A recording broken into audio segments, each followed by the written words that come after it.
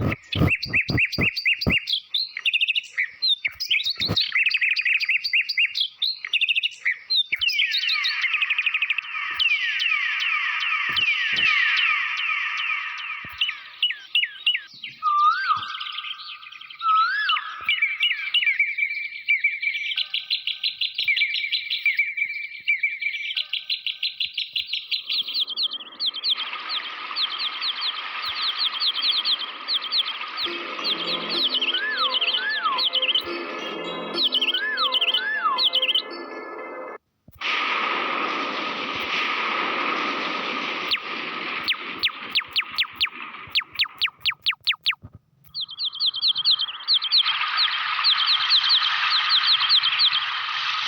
Hello friends, मेरे channel Sharma पेट player में आपका स्वागत है।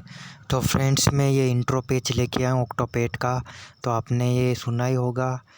आप किसी भी प्रोग्राम में इस पेज को प्ले कर सकते हो। बहुत ही रौनक लाने वाला है, बहुत ही प्यारा पेज है।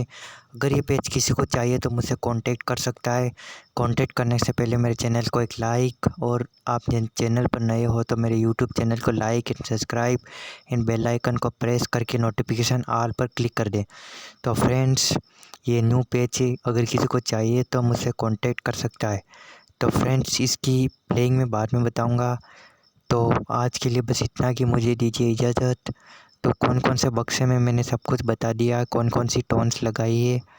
तो फ्रेंड्स, आज के लिए बस इतना, कि मुझे दीजिए इजाज़त। Thanks friend.